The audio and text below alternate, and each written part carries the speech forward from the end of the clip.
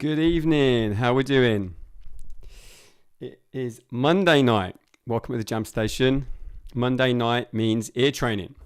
So I'm out of the picture again. I need to get this mic moved. Let's put this down. So we're going to do some interval training, like interval recognition, both melodic and harmonic intervals. And then we'll do some chords, like 7th chords, 9th chords. Let's see how that looks.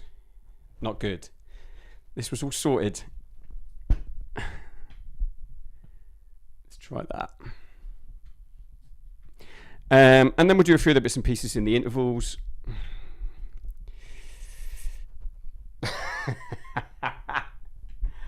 Oh my God. What's going on? Yeah, a few of the bits and pieces like learning to sing thirds, sing fifths. Oh, that looks better. That's better. Let's check the mic levels okay. If at any point you find that the mic level's not good or the guitar's too loud or whatever, any of the above, just comment to let me know that sounds like a good signal. And I will adjust accordingly. So we'll take a mix between the guitar and the piano. And, oh my God, I need to get my face in here, don't I? I'm well out of shot. Let's push that back. I think I need to readjust the way my room's set up for these sessions because on the Thursday night I have the camera right in front of me here and just the top of my head's off, but here I'm right out, so something's not quite right. Right, we're going to jump straight in because I need to finish at 9 o'clock tonight, hard stop, and I've got a meeting set up, and yeah, so no chit chat. I'm going to go straight in with melodic intervals. Okay, so there'll be a test of 15 intervals. This is started here. Just want to make sure I can see any comments that come in. Yeah, good. It'll be 1 to 15, and this will be a combination of diatonic and non-diatonic intervals. Okay, same as last week, but we're going to do 15 intervals this week. So just to explain why it's 15 and it's not 12 as per usual, the diatonic intervals there are 7 of those. These will be the major second, the major third, the major fourth, or perfect fourth, should I say? Right, I'm right out of this. Let's just... That's better, but I know you can't see any of the guitar or anything. I feel like my camera's zoomed in.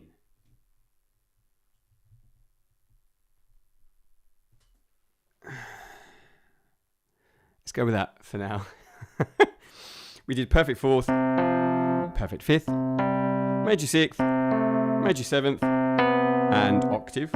So those are our diatonic intervals. And then the non-diatonic intervals are the minor second, minor third, diminished fifth, minor sixth, minor seventh. Okay, so there were 5 of those. So that's 12. But now, just to make things a little bit harder, I'm repeating 3 of them. So 3 of them you're going to hear twice. You just won't know which ones. Okay, that's just to throw a little bit of doubt into the mix.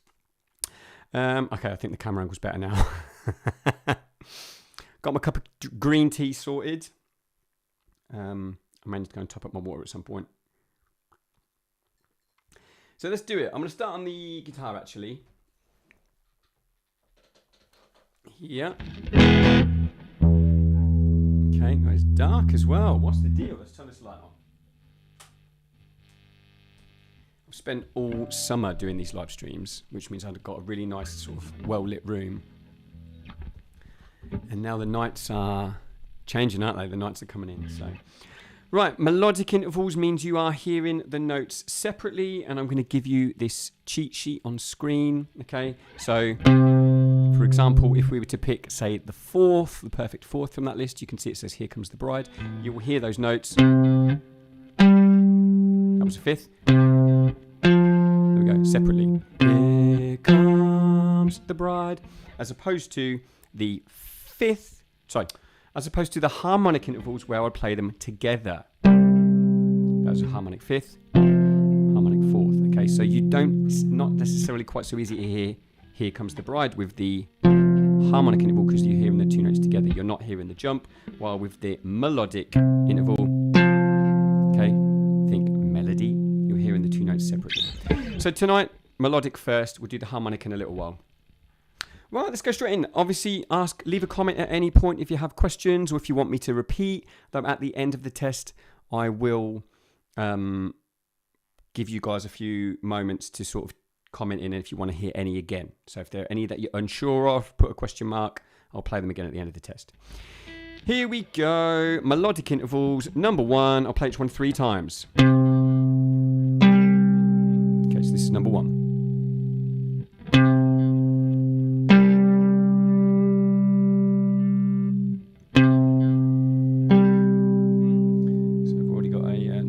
Come up on screen. What does that say?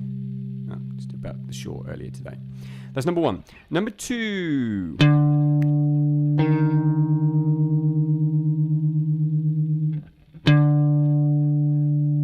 It's actually quite good that the it's dark in here because you can't see my hands. That's number 2. Number 3. Which melodic interval is that? Number 3.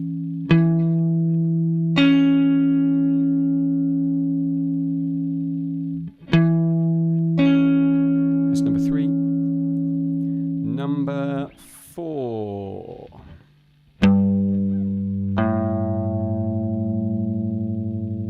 Which interval is that?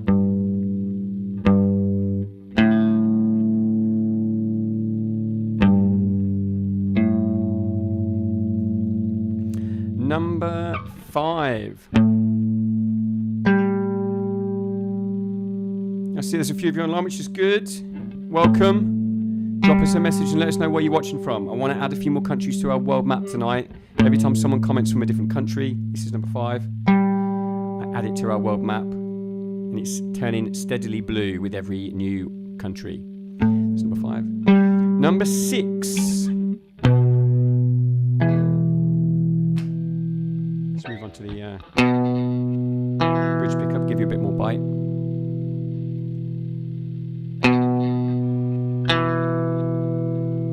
Okay, that's number 6. So we're nearly halfway there. Number 7. Which melodic interval is that?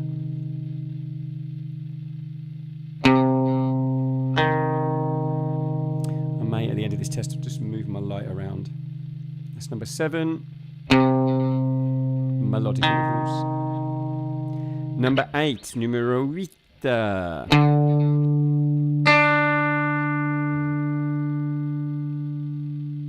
So, if this is your first time, then feel free to use those intervals in the cheat sheet on screen. If you're starting to get used to these and you've done them a few times, then obviously try not to use the cheat sheet. Try not to look at it. Go off your gut instinct. That's number 8. Number 9.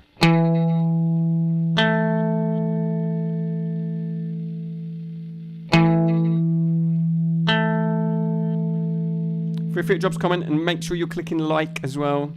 Okay, so that tells YouTube that this is good content and pushes it out to more people. That's what we want. We want eventually for hundreds of people to be logging in and doing this learning ear training together. That's number 9. Number 10. That's number 10.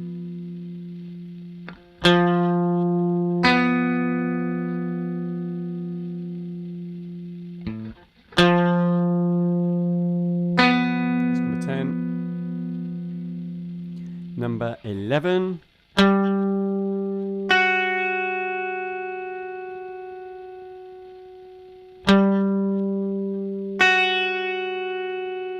Good. Nearly there. Okay, it's number 11.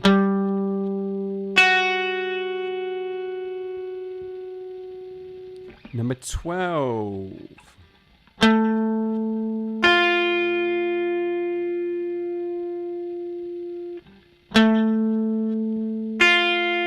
So these are melodic intervals. Okay, number 12. And then down to the last 3. So number 13.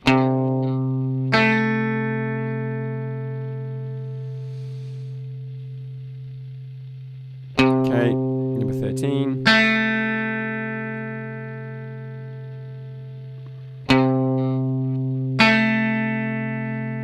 Number 14.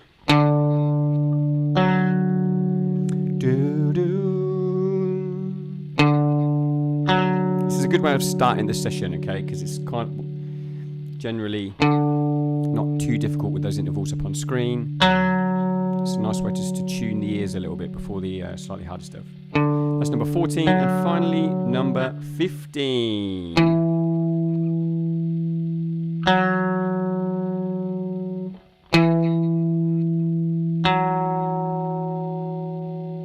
Okay, that's number 15. So hopefully you're writing these down. Right. Now, so that's the end of the test, the melodic intervals test. I'm going to give you guys a second just to comment if there's any that you'd like me to play again. And while I give you that moment to do that, I'm going to move the light so that you get I'm a bit lighter. I feel like I'm pretty dark tonight. Let's do that.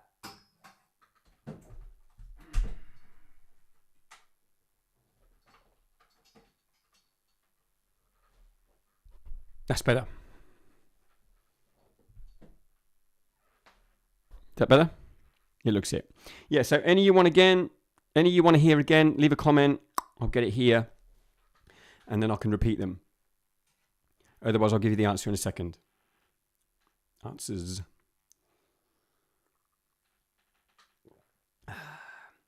Then the other thing I can do is actually set up our world map of commenters. Been adding loads of countries lately, mainly because I've also been live streaming on TikTok, which has been good fun. And in fact, it'll be on this computer.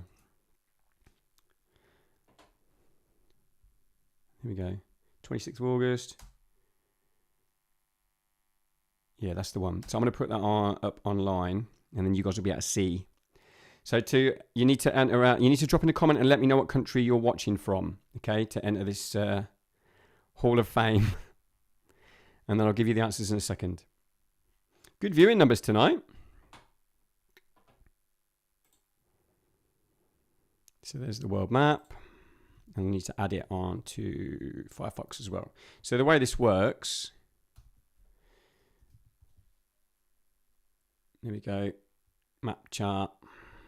Let me give you this as well so you can see what I'm looking at. Yeah, so I'm going to scroll down, and then this map I can drop in. Oh, no. There we go. It's that. There you go. And that is our map of world commenters. So if you drop a comment now, I will add your country to the... I will turn your country blue. So very cool. Nothing from Japan, which would be nice. And Africa has only just started filling up. I don't know why Algeria is in there. I'm sure we've not had a comment from Algeria, so let's take that out. But I've had 2 from Africa. And one of my favourite countries in the world, Sri Lanka. The best food I've ever had was in Sri Lanka. I'd love to get Sri Lanka ticked off as well. Right, let's move on. And I'll give you the answers. So, back to OBS. Yeah, no comments, so I'm assuming that you don't need to hear any of those again. In fact, let's go back to the tab preview. Right. So, number 1 was a perfect 5th. Okay? So you're looking for Twinkle, Twinkle. Okay? Number 2 was a flat 2nd. Okay? So you've got that really nasty Jaws theme. Okay? Or equally, isn't she lovely? Stevie Wonder. Number 3 was a 6th, a major 6th. Okay? And now. Number 4 was a major 2nd. bit low down though, okay? That's number 4. Number 5 was a flat 7 or a minor 7th. Okay, so the winner takes it all, the winner. That was number 5. Number 6 was a 4th.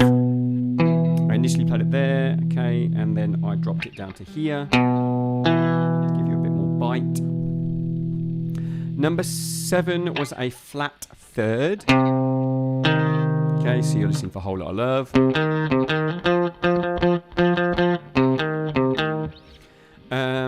Number 8 was an octave. Nice easy one, that one. Okay. Number 9 was another 4th. Remember, 3 of these now I'm repeating. So you're hearing 3 of these intervals twice. So 9 was a perfect 4th for the second time. Number 10 was a diminished 5th. Flat 5th. Okay, as we call it. But diminished 5th. Number 11 was a major 7th.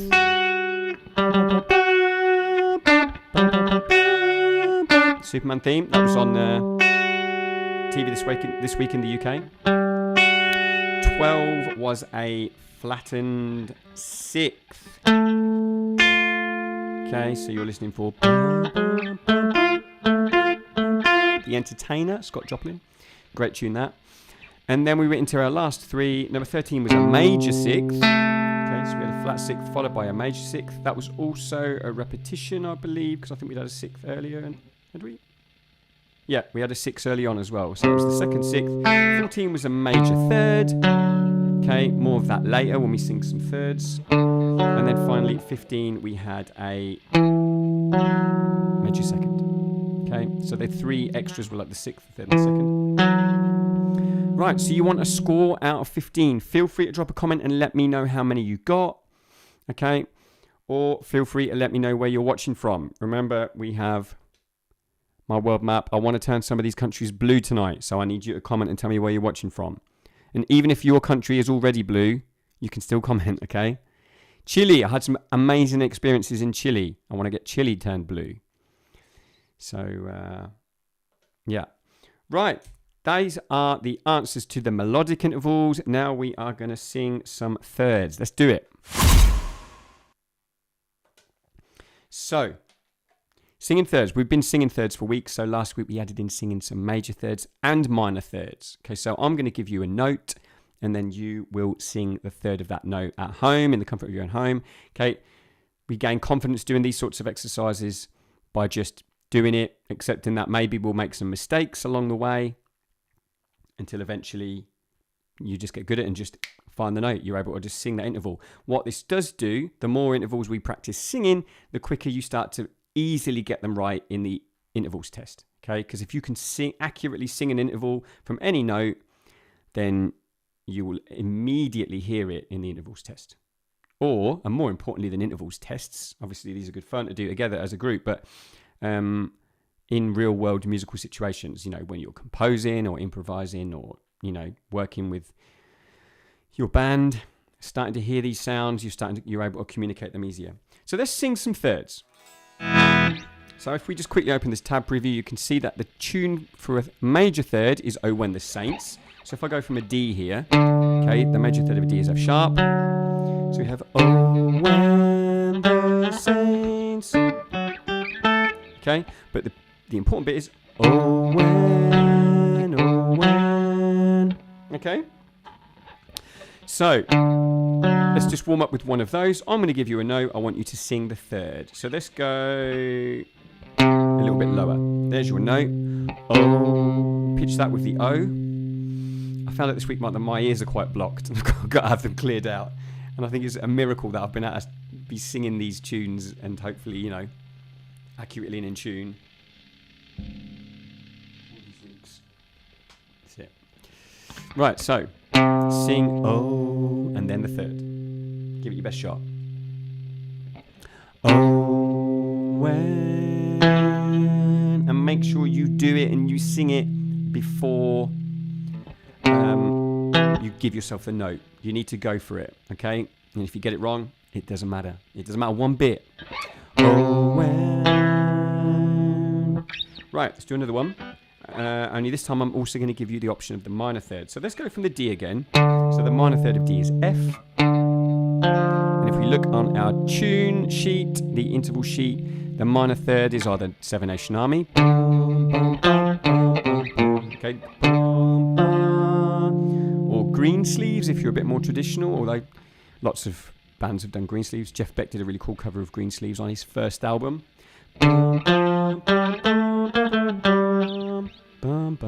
So and also Whole Lot of Love. Everyone knows that riff, okay? So Whole Lot of Love. So let's give you a note, and I want you to sing the minor third this time. Right, here we go. I'm going to go from an A. Let's go back to me. There's your A. I want you to sing the minor third. Whichever one of those three tunes works for you. Green Sleeves, 7/8 Aimee, Whole Lot of Love. There are others. Okay. Give it a go. Tune is. If that was Green Sleeves, that.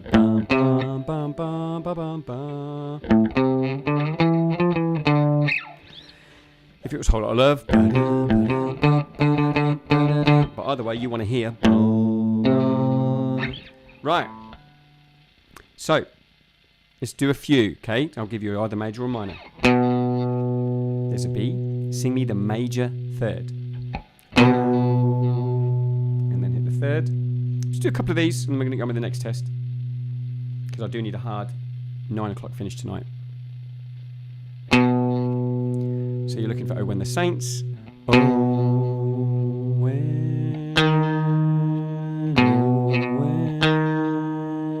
Okay. Check with your guitar if you need to, or your piano. Right, another one.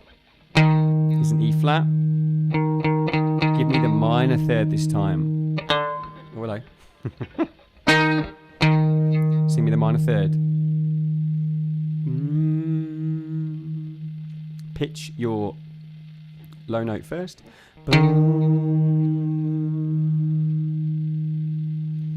And then, how loud are my headphones?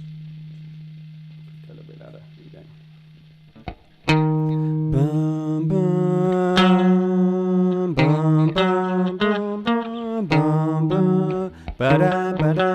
You get the idea. Right, and then one other little twist on this, if you want, maybe you find singing the major third easier because we've been doing that for longer. Let's pick a note. Okay, so there's a D. Sing me the major third. You want Oh When. Oh When. And then you can practice moving down a semitone. Oh When. And that will automatically be the minor third. Okay. Oh When. And that's also a really useful exercise to be able to move between, hear the difference between the minor and the major third. Okay. If I was to play like a D power chord, you can turn that into a major chord by singing the major third, or you can turn that into a minor chord by singing the minor third.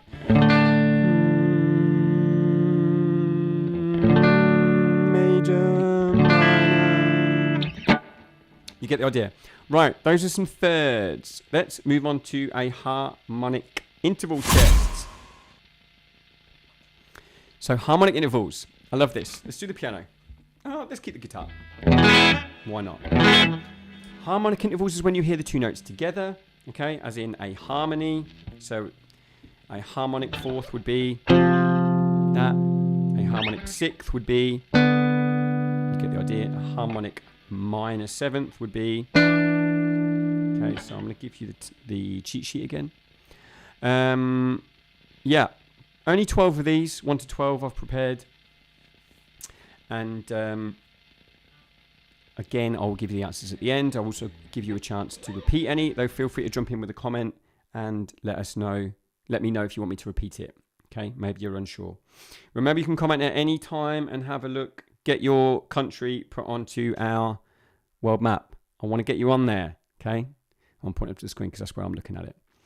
So comment with your country I want to turn this whole map blue over the coming months. And you've noticed I've split the US into states because I kept getting people writing from the States, but different from the United States, but from different areas of the country. So I should probably split up Canada as well, because I think I've turned that whole country blue from one comment from Newfoundland, which is one of the smallest parts of the country as well. So we should split that up, really. Right, back to there. In fact, we'll go to there. So harmonic intervals, okay, 1 to 12. Answers at the end. I've just realised I can't actually see the answer. Oh, there, number one's that, right.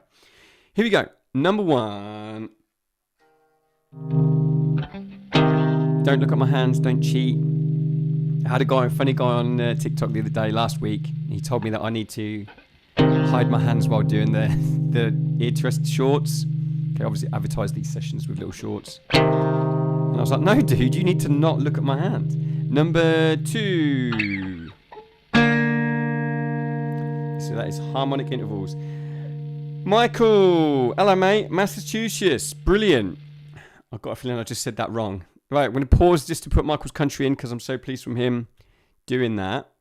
So let's give you guys Firefox as well. I'm going to need to zoom in, I think, because I'll be guessing where it is. He's going to be laughing at... Oh, I think I had it then, didn't I? Oh, mate, first effort. Oh, it's gone red, hang on. Grr. It always does this. It defaults to red, and I want it to be blue. Let's delete the red. That's like the 5th time I've done that. Massachusetts. Legend. Okay, so thank you for bringing that in. Now, when I zoom out, that's not going to make much difference on the grand scheme of things, but we know it's there. So, are you a musician, Michael? Are you a guitarist or different, or are you just scrolling and you just happen to come across this stream? Either way, lovely to hear from you, mate, and I hope you come back again. Let's go back to there. So I did number 1 was that, number 2 was this, and then number 3 is going to be this. Remember, these are harmonic intervals, so you're hearing the 2 notes played together.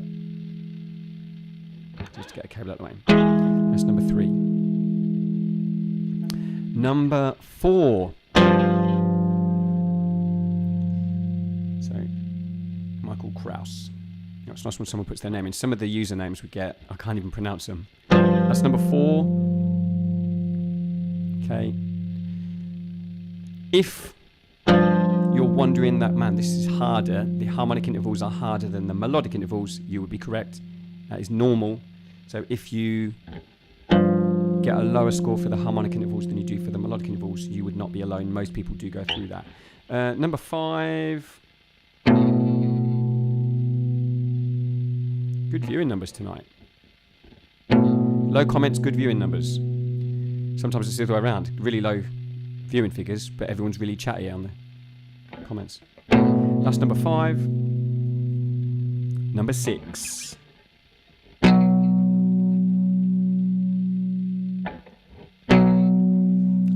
It's amazing what being able to fill in one of those countries does for my mood. It's a real buzz being able to just add another one. It's just like one step closer to covering the world. That's number 6. Number 7. These are harmonic intervals, okay? So the notes are played together.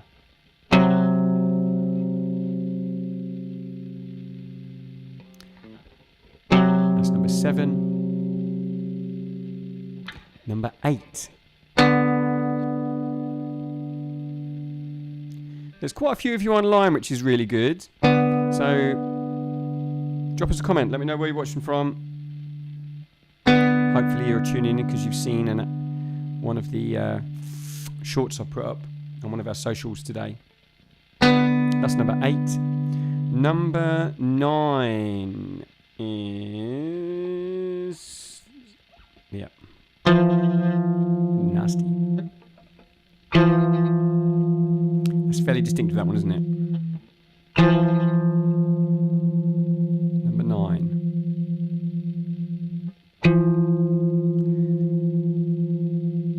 Number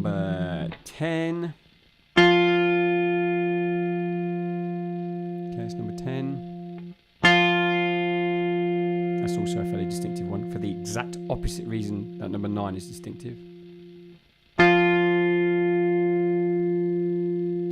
Number 11. I now got hold of that. Sounded messy. There we go. It's number 11.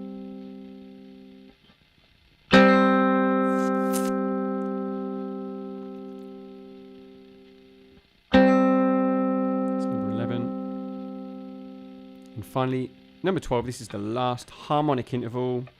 Okay. That is number 12, so marks out of 12.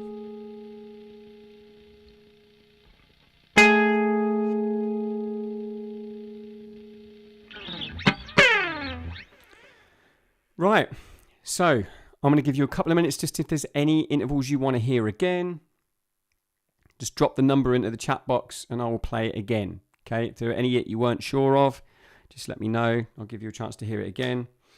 Until then, I'm going to play a little bit of walking bass jazz, just because it's something I like to do when I'm chilling out. Now, which way does the camera need to be? It needs to be a bit more this way. That's better.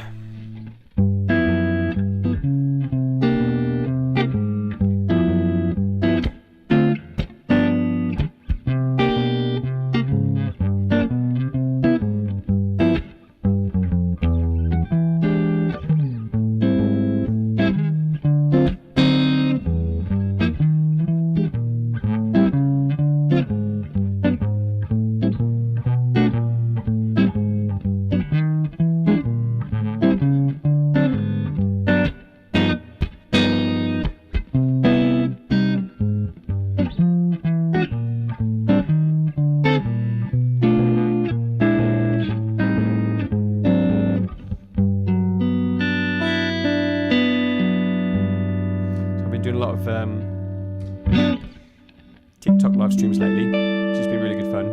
So if you are on TikTok, feel free to follow the Jam Station on that as well. Whether I'll do one later tonight, I don't know, because I've got 2 hours of this tonight, and then I've got a meeting with a really brilliant local guitarist called Kerry Devine, who's in a band called the Baby Seals.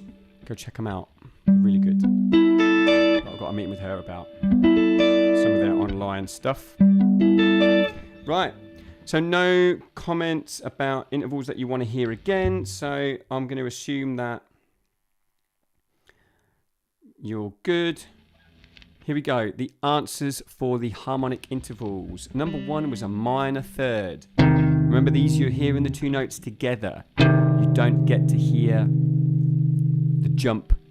So the tunes that are up on screen, Happy Birthday, Silent Night, etc., etc., you're not actually hearing the jump as you would in the melody or the melodic interval. You now have to hear the quality of the sound. So number 1 was a minor third. Number 2 was a minor sixth. Okay. 2 was a minor sixth. Number 3 was a major third. Okay. Major third. Number 4 was a minor 7th or a flat 7. Okay, so think of that as your lower part of like a dominant 7th chord, or even a minor 7th chord, or a minor 7 flat 5 chord. We're going to hear more of those later, okay, when we do some 7th chord tests. But the low part of that is the winner takes it all, would be the melodic tune, okay. Number 5 was a second, a major second. Now, the tune for that says happy birthday. Happy birthday. But when you hear that harmonically, i.e. the 2 notes played together, it doesn't sound anywhere near, you can't really hear happy birthday from that. Well, you can, but you've got to separate the 2 notes, okay? That takes a bit of practice. What I find with these 2 notes, because they sort of clash a little bit, they're too close together frequency-wise, this top note, the second, wants to resolve back to the root note. So there's a tension there that needs to be resolved. So I spoke earlier about when you're hearing the harmonic intervals, you're not necessarily listening for the melody that we got on that screen up there on the cheat sheet. you're listening for a quality, and this one has a quality of tension which wants to be resolved. Okay, and you can hear that in Yesterday by the Beatles. Okay, Yesterday, and wherever you hear that. So if I play a major 9 here, it's okay. So I'm playing like an A major with a 9th on top there. Yesterday, yeah, yesterday. So that, again, that tension, it wants to come down. Right, so that's a useful little tip. Number 6 was a 5th. Okay, perfect 5th. Guitarists, I don't know what sort of instruments you guys are playing, you people who are watching, but guitarists will recognise that from being a power chord. Okay, obviously, we all play absolutely tons of...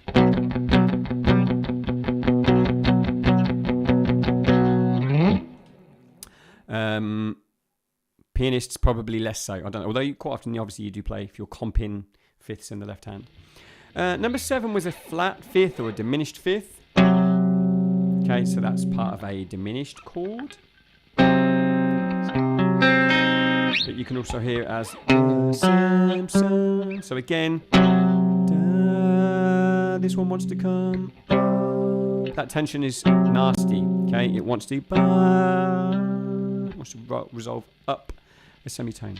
Number 8 is a major 6th. Okay.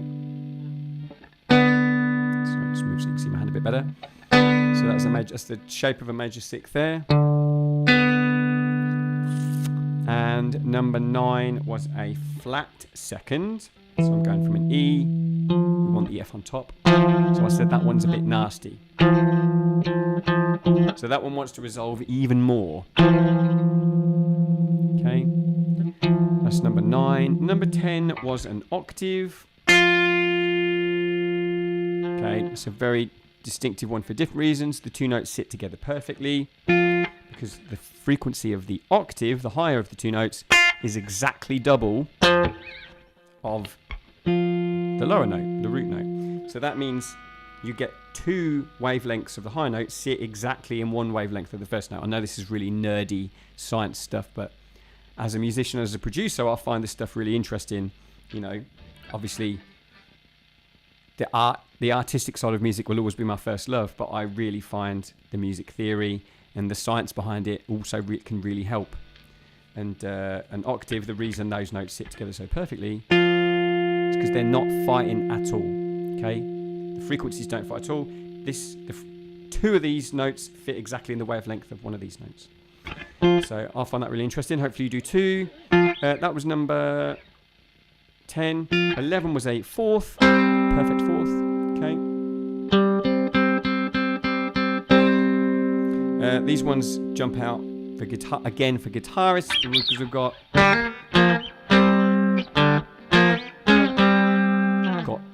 Smoke on the Water, played in parallel, perfect 4ths. It's just moving 4ths. So that reminds me of the Ritchie Blackmore and Deep Purple reunion, which we saw last week. What did you think of that? I felt really quite emotional seeing that. Ritchie Blackmore was one of my great heroes growing up, and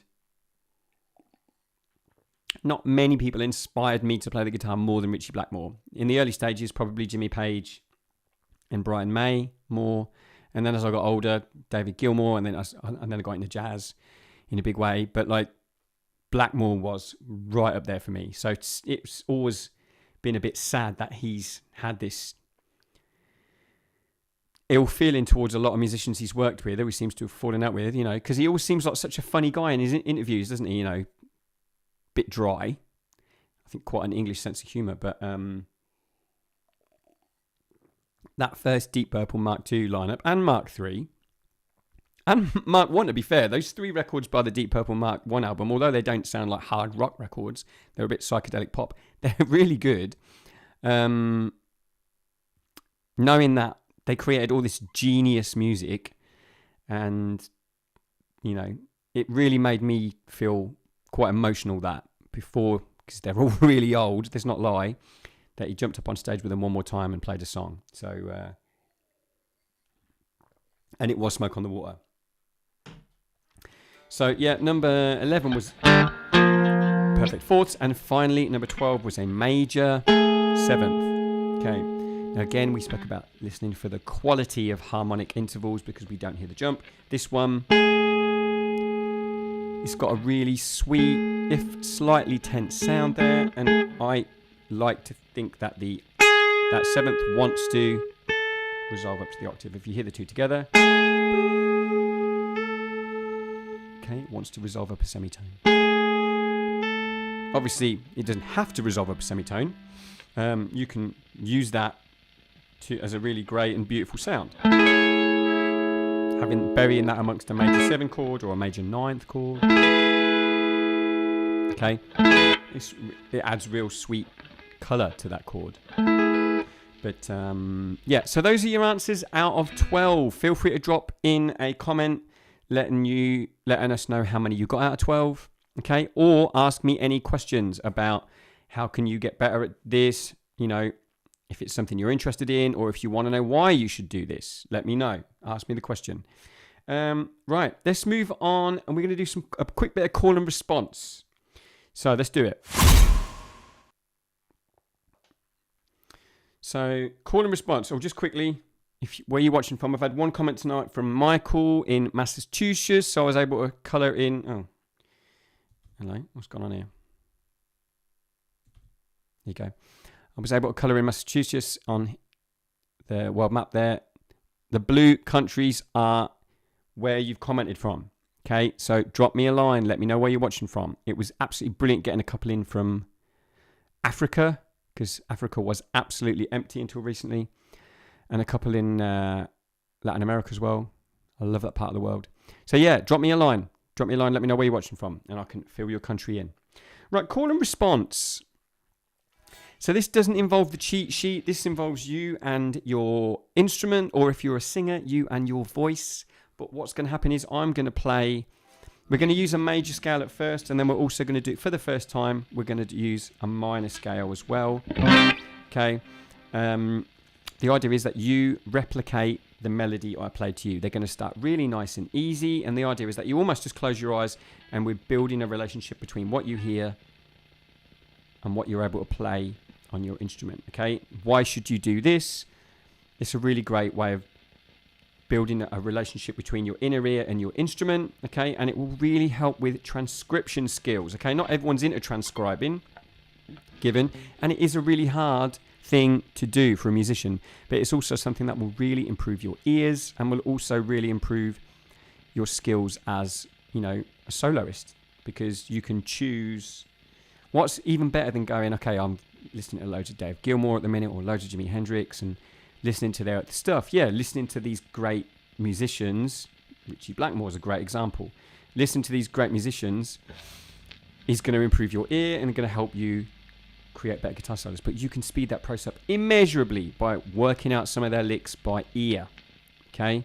And tabbing them out, sharing them with your mates, whatever. Get some students, sharing them with your students. I can't tell you, in my early days of being a teacher, I had to transcribe so many songs, because students used to turn up to school and be like, when I used to teach in school, and be like, I want to learn this song, I want to learn that song. Sometimes I knew it, but often I didn't. So, and I'd just have to like bang the CD in, because often I tell them, back in those days, they'd bring a CD and work it out by ear.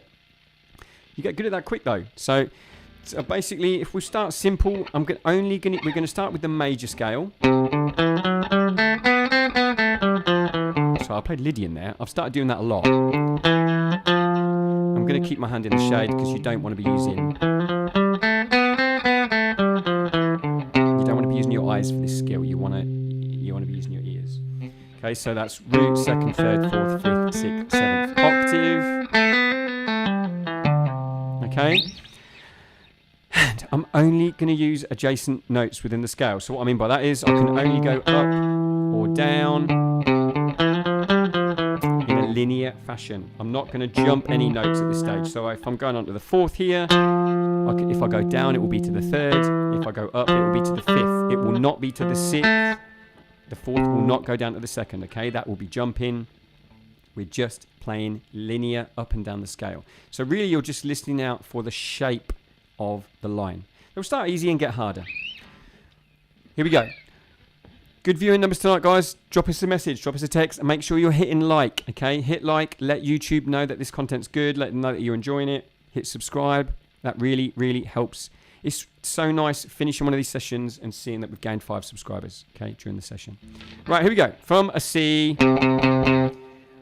Let's do it.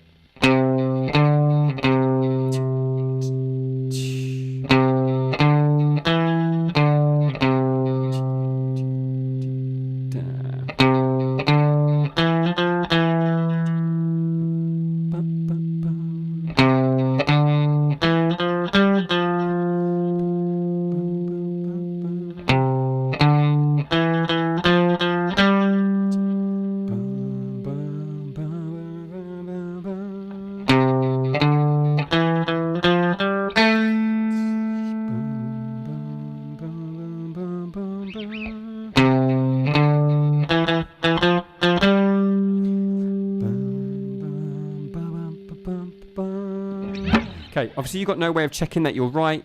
You just need to sort of, it's a backward and forward, and with time, you start to know that you're right. Hopefully you already know that you're getting it right. Okay, let's extend the range of or maybe the length of the phrases a little bit, but I'm still going to stay C major, and I'm still going to stay linear. Okay, there will be no jumps. It will all be up and down, seconds and major seconds. Right, here we go. 2, 3, 4.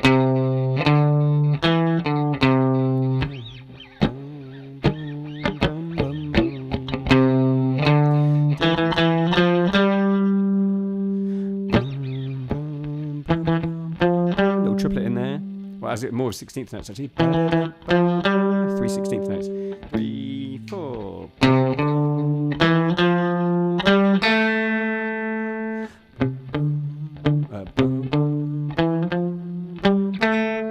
2, 3, 4. 2, 3, 4. We're sequencing here. 3, 4.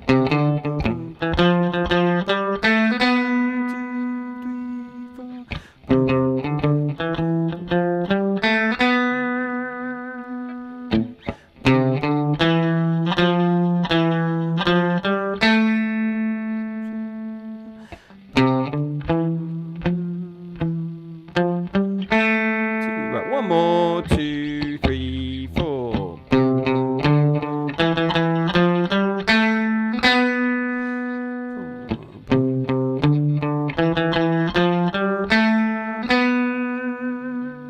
Right. Cool. Good fun. We do a little bit of that each week now. I think that's the third week on the third consecutive week that I've started doing that. Okay. It's the sort of thing you can do with a bandmate. Okay. So if you stood there, if you're in the typical scenario, right, you're in your rehearsal, you've set up, you're there, your bassist is set up, your drummer's still messing around with his cymbals, or perhaps the singer's not even there yet. Both of those scenarios are probably very relatable, okay, to a lot of musicians. So say to your bassist, hey, you know, I'm going to play with C major. Give him a few phrases, get him to copy them, okay? And I kept those relatively straightforward because we were just going up and down the scale in straight lines, but you can make them a little bit harder by introducing thirds or fourths or whatever. And it will really improve. Obviously, make the bassist turn around and do the same back to you. Take it in turns. Hopefully 10 minutes later, you've improved your ears. Hopefully by then your drummer's either sobered up or got his cymbals right. Maybe the singer's text to tell you why he's late.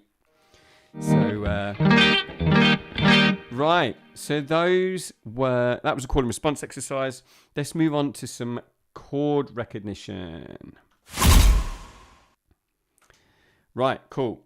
So if you saw our short earlier today, I should just, before we move on from intervals, actually, let's switch off the world map for a second. So here's the YouTube channel. Let's just check that. Yeah.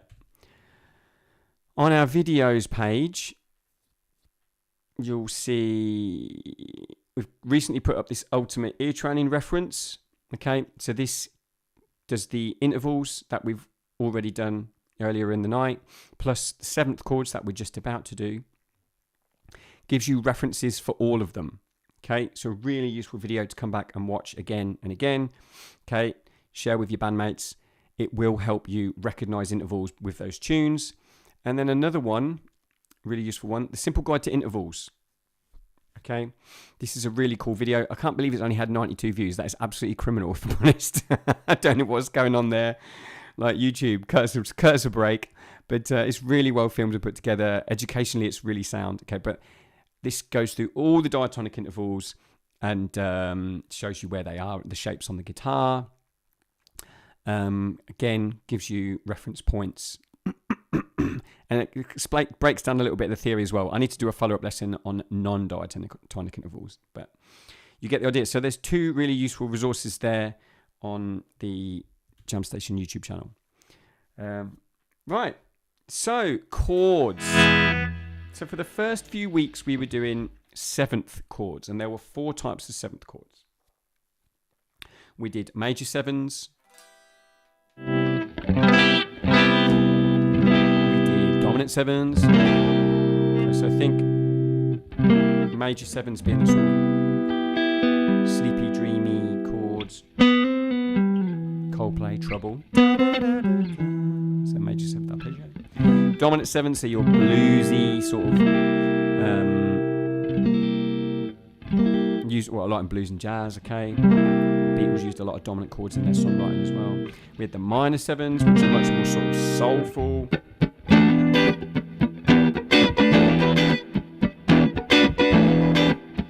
I never remember whether that was the Doobie Brothers or the Isley Brothers, but I think it was the Doobie Brothers.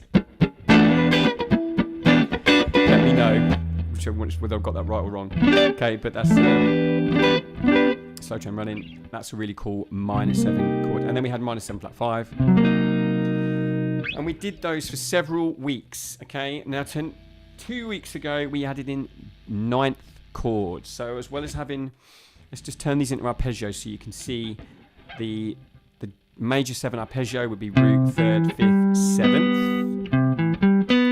Now the major 9th chord would be root 3rd, 5th, 7th, 9th. Okay, so you've got that really lovely. Again, we said the 9th was yesterday, didn't we?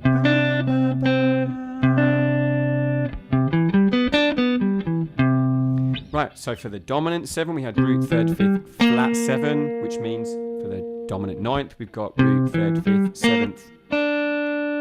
So root 3rd, 5th, flat 7th, 9th. Okay, so you'll hear that chord in a lot of stuff, a lot of blues, but typically in James Brown, lots of funk music. That is a dominant 9. You also, if you want to hear it, that's a useful recognition because that sort of sound is in a lot of songs. Okay, that's James Brown as well. It's the same song, Sex Machine. Well, I was thinking of Play That Funky Music, White Boy. You got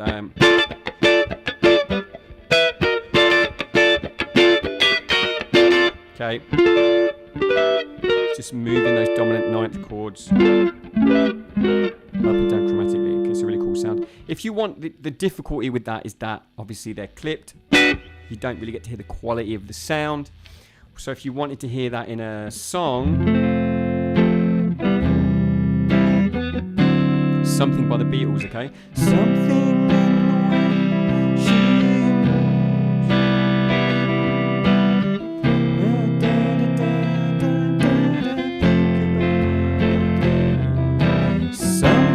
in the way. That is a dominant 9th chord. It's beautiful. Okay, and there's the 9th on top there. Look. So that is the dominant 9th, root 3rd, 5th, flat 7. And then we also had minor 9. So if minor 7 was root, minor 3rd, 5th, flat 7, we're going to add the 9th on top of that. Root, 3rd, 5th, root, minor 3rd, 5th, flat 7, 9th. So it's the same 9th every time. That's a very cool open sound. Last week we also gave you E-shaped voicings, okay? So we had major 9, dominant 9, minor 9. So that's your little introduction to ninths. Test is going to be 12, 1 to 12 again. You're going to get, there will be 2 major 7s, 2 minor 7s, 2 dominant 7s, 2 major 9s, 2 dominant 9s, 2 minor 9s. Okay, so there's 6 different chords and there will be 2 of each. So you just want to write down 1 to 12 on your bit of paper or on your laptop screen or whatever, laptop, iPad, and then there will be 12 of them. So drop a comment if you need me to play one again, but otherwise let's go straight into it. Don't look at my hands. Okay, here we go. Number 1. Oh. Number 1, ignore that first chord.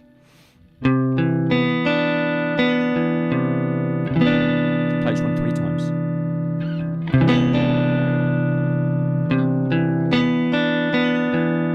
That's number 1. Number 2.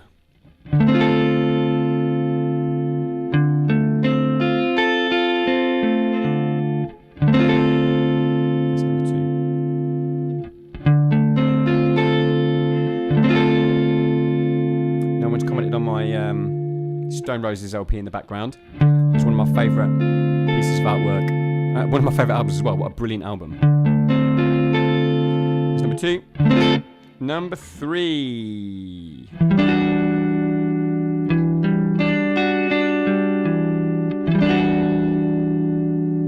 That's number 3.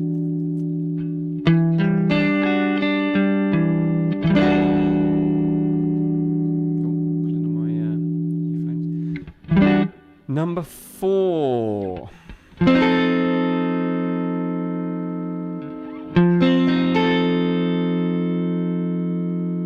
Reminds me of a Madonna song.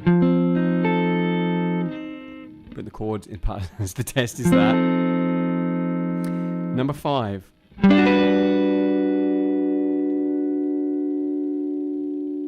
It's number 5.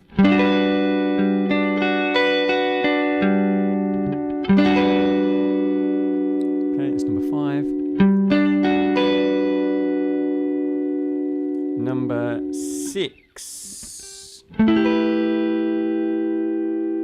What a lovely sound.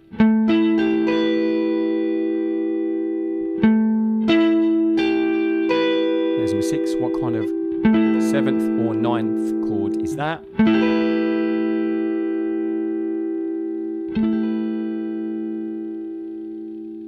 Number 7.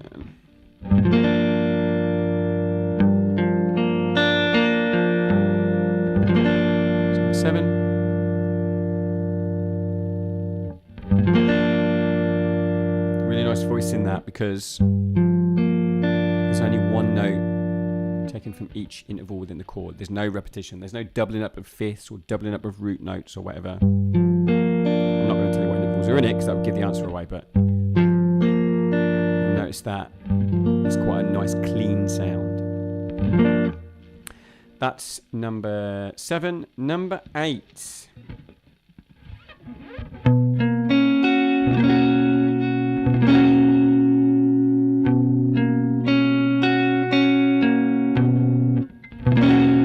number 8. What kind of 7th or 9th chord is that?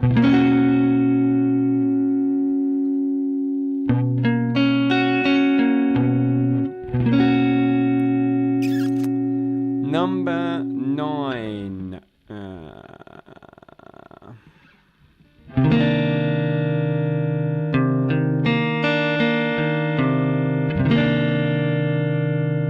I've already played that voice in tonight, so let's play that same chord, same root note and everything, but there you go. So you're getting one of each. E-shaped and A-shaped. So that's number 9. Number 10.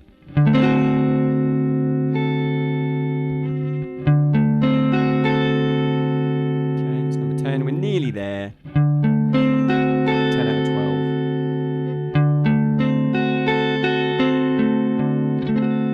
Number 11.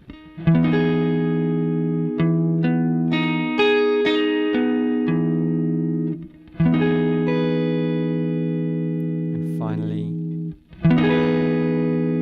number 12. Number 12, we'll do it here.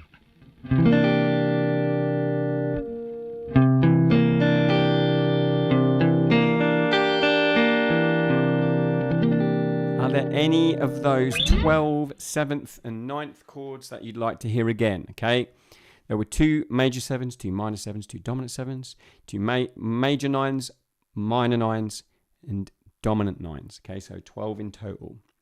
If there are any you'd like to hear again, if there are any you're not sure of, just drop in a comment, okay, and I'll play it again. I'm going to give you a couple of minutes because I think there's a little bit of a delay between me actually saying what I'm saying and you guys hearing it and then commenting back. So I'll tell you about an exercise I'm working on while I'm waiting for that, to give you a moment. So I don't know if you've heard of superimposed pentatonics. It's something I do talk about from now and again on the channel. I want to do like a lesson on it. It's something I find really enjoyable. I love stuff that stretches me cerebrally. And superimposed pentatonics involves putting pentatonic scales on top of each other. So there's one, if I give you a, go back to the YouTube. If I go onto the shorts tab, there's a really cool exercise. Let me find it. There we go. Superimposed pentatonics. Couldn't have been easier. Play 7 pentatonic scales in one position. Now this is all over Autumn Leaves. Okay, the jazz standard Autumn Leaves. I'm not going to click on it, but go and have a look at it. Melanie Friend, can I turn Stanford UK Blue tonight too? The only way I could turn Stanford UK Blue is if I started using a lot of bad language, because if I look on the map, I could zoom in. I could zoom right in. I'm not sure we're going to be able to see Stanford. I'm sorry. No, that's as close as I can get. To anyone looking from another country, Stanford is probably somewhere around there. Okay.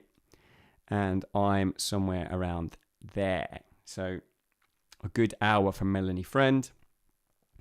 So I'm not sure that's enough. I'm not sure I feel safe. But thank you for your comment, Melanie Friend. I really appreciate that. Absolutely. So Stanford is a lovely, lovely town as well. If anyone's visiting the UK, or if anyone's in the UK and has never been, it's such a pretty place. Really beautiful. Yeah. Well worth a visit. Some nice pubs and restaurants. So, and then some of the villages around Stanford are lovely as well. So, and you can get the train, which is cool. You don't have to drive. Right, so let's go back to, after that awful interruption, superimposing pentatonics.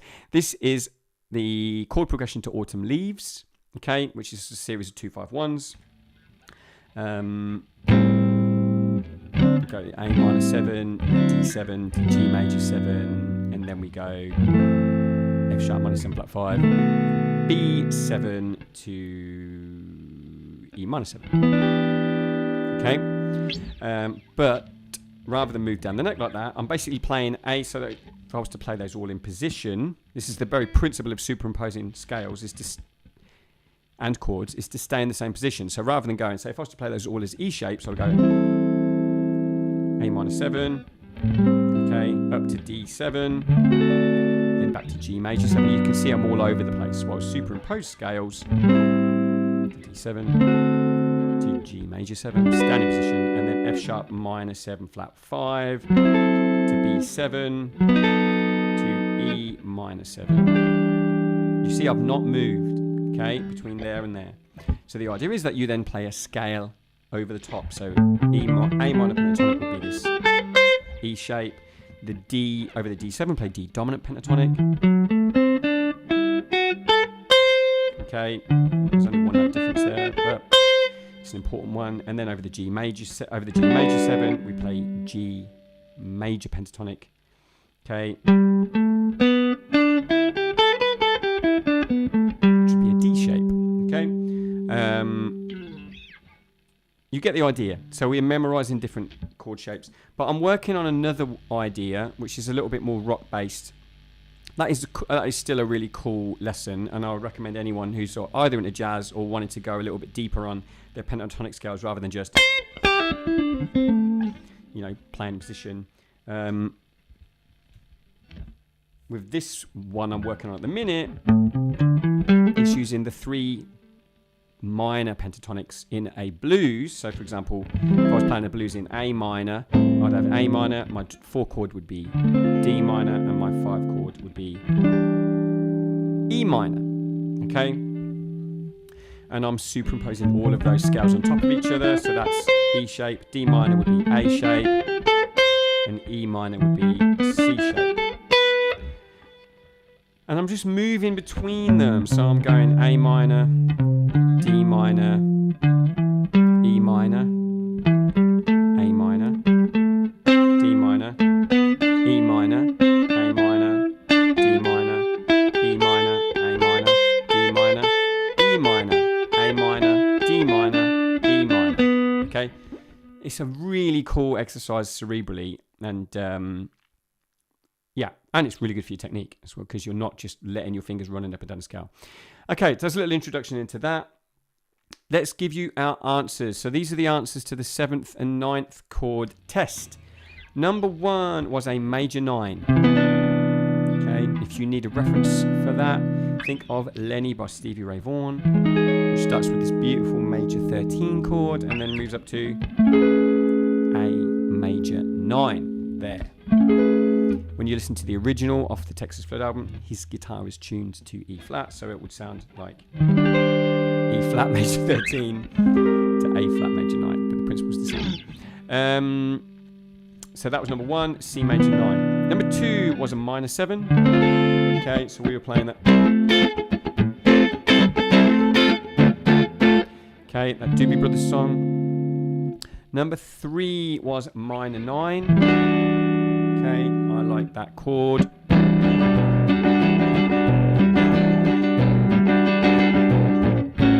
It's got a nice sort of jazzy Latin feel to it. Number 4 was a dominant 7th chord. I played it here as D shape. And that's why I said, that reminds me of that Madonna song. What is the name of that Madonna song? Moves through the riff. I think it's Madonna. I think I'm not going crazy. But it moves between a dominant 7 and a dominant 7 sus 4. Number 5 was a major 7. Okay, lovely dreamy sound. Number 6 was a dominant 9. Okay, played that as a D shape. So the voice in there was root, 5th, flat 7, 9. So there's not actually a 3rd in that chord. You could replace the 5th with a 3rd, no problem. In fact, that would sound not much nicer. Should have given you that voice in, but it's still. Number 7 was a minor 7. Okay, played there. Number 8 was major 9. Root, major 7, major 9th, 5th. So if you want to put the 3rd in there, you need to bar there.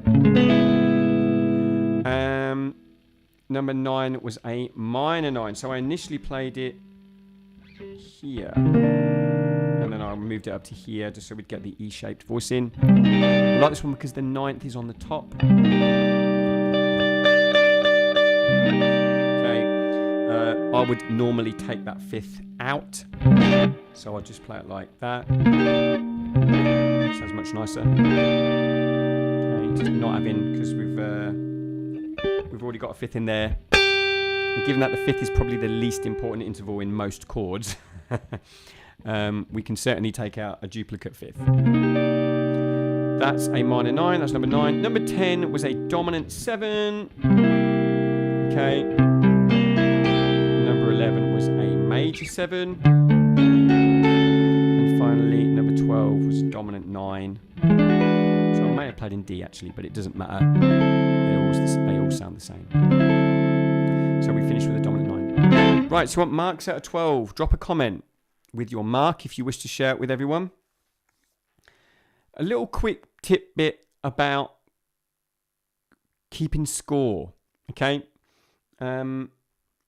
make sure you are recording your scores. Ideally, you want to do these in a book or something, not just on a bit of scrap paper that you throw away, but actually record your progress. So not only will that show, hopefully, your improvement as we move through the weeks and months, which is good for motivation. You can look back and say, oh, God, 6 weeks ago, I was garbage at this.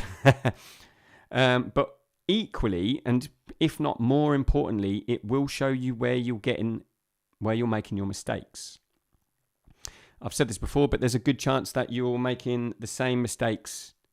It'll be the same intervals or the same chords that you're getting wrong. And it's really useful if you notice after a few weeks, I keep getting the dominant ninth wrong. I'll keep hearing it as a dominant 7, for example. Or I'll keep hearing my minor 7 as a major chord, because that's also a quite common thing. Okay? A dominant 7, as a minor 7 chord, the top 4 notes of that are the first inversion of a major chord.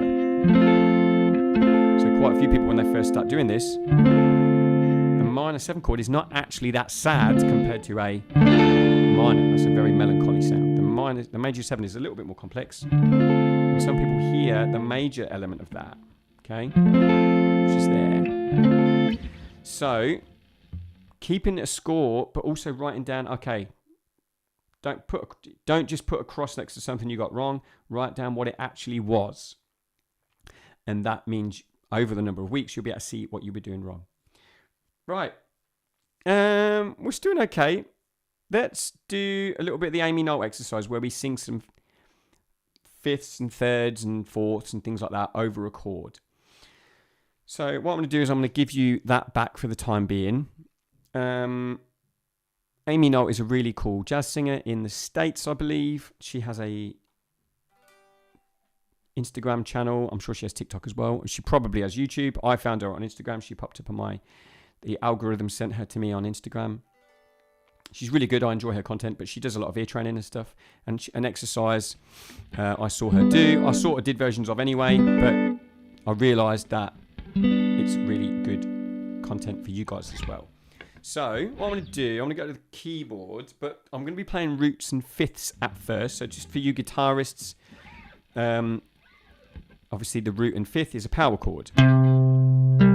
So there's a power chord off a C, so that is a C5. Okay, C5 is a C power chord. I'm going to be playing that on the piano, and I'm going to be getting you to sing notes within that. So within that, we've got the second, the third, the fourth, as well as the sharp 4, flat 5, up to your fifth. Okay, so there's plenty of notes we can add in there and create chords with. So if you are not a guitarist, obviously I'll be doing this on the keyboard anyway, but you'll hear a root and a fifth. Hopefully that piano is loud enough. Let me know if it's not. It sounds loud enough in my ears. Looks like we've got a good signal coming through.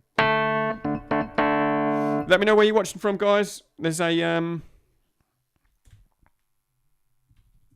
I want to fill up a few more countries on my world map. Okay, I want to get Australia in, which would be a challenge because it's going to be quite early in the morning in Australia right now. But you guys in the States, you've got no excuses. Okay, we've already had someone from Massachusetts tonight.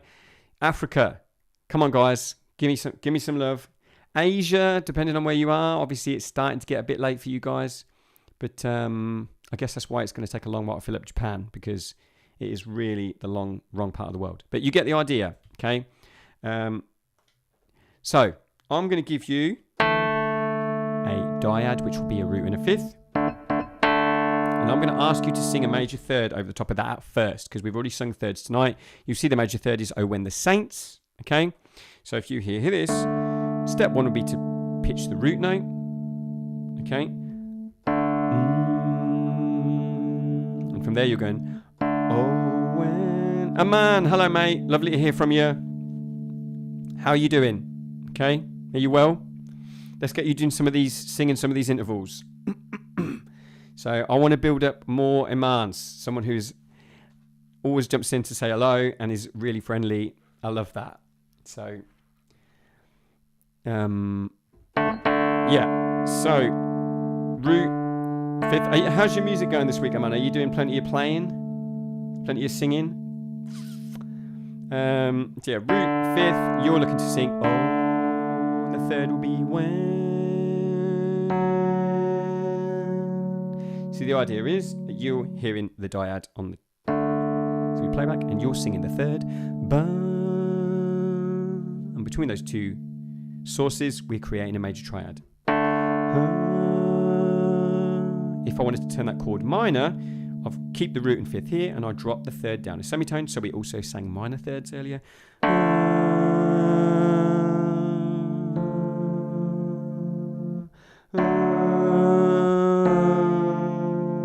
You're doing well, good, thank you. Yeah, mate, I'm doing good. I actually had a weekend sort of kind of off jam station duties. I saw my girlfriend, and although I did quite a bit of admin stuff in the background, I didn't do too much, you know, guitar practice or filming content. I filmed some stuff earlier today, which I put up on the lives, on the social medias, TikTok and Instagram and stuff. But yeah, it's good to be back to it today, and I'll be back on content creation tomorrow as well. So, right. That was your root and fifth. That was a D. Let's change the note. We're going to start with a B. Okay, there's your dyad. Can you sing the third? If you're not able to sing a third from that, let me give you a second to hear it. That involves me shutting my mouth. If you can't sing the third, you want to sing the root note first of all.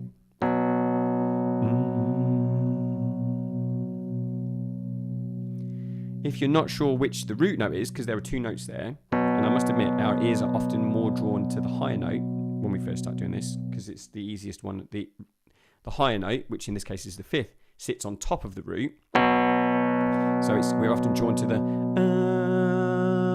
but we want to hear okay. Once you've got that, you can then jump to your third. And you're creating a major chord. Let's do the same thing going up to the third, minor third.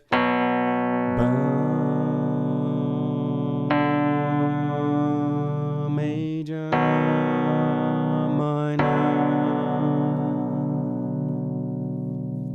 Right, another one. It's always a good idea once you've done this a few times to just have a go at just singing the third, seeing if you're right. You might surprise yourself. There's your dyad. Can you sing the third? Give you a second to try it.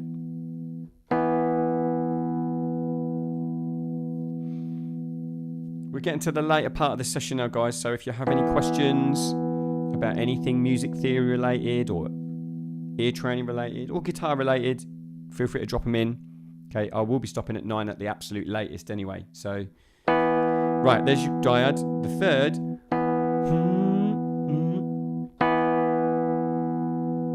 Ethiopia. Oh, mate, legend. We haven't got that. I'm going to add that straight in.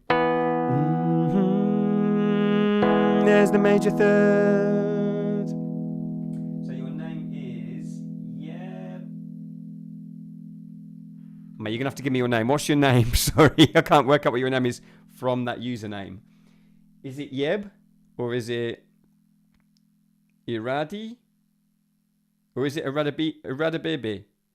I don't know. I'm really sorry. It's not easy to tell from when you've got a stream of letters like that what the actual name is. Right, but let's add Ethiopia to the map.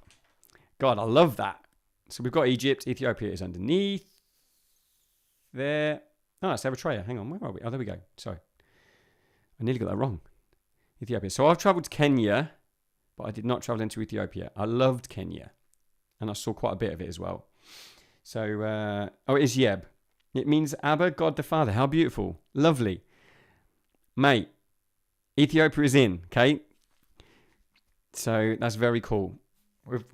Considering there was a few weeks where I just had no response from Africa at all, and I was starting to think, man, this is going to be difficult to connect with people. I think you're the first person from YouTube, because the Nigeria and Egypt were both people on TikTok. So, and Sirah means work. So your name is literally means Abba God the Father, the work. Cool. See, I feel like our names here, in European names, and obviously English is a Germanic language, we don't have the same. I don't even know what my name means. Let's search it. What does Aaron mean?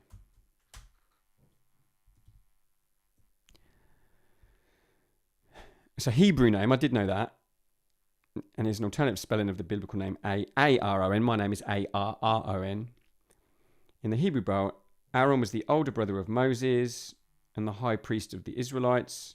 Some translations also connect them to ancient Egyptian names. Roots mean warrior lion. Oh my God. That's amazing. So, and Antrusty says it means mountain of strength. High mountain. Mate, I'm so pleased you jumped in with the comment because what a cool thing to find out. So warrior lion or mountain of strength. I'll take either of those. But even more exciting, I've got Ethiopia in there.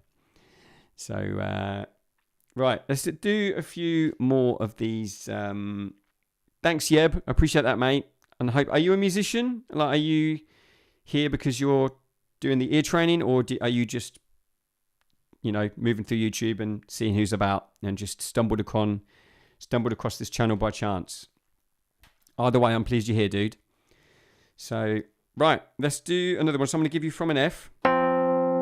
Sing me the major third. Okay. Have a go at just singing it straight off.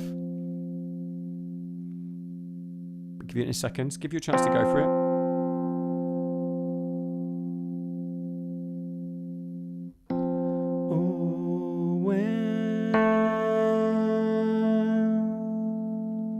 Now let's turn that chord minor. When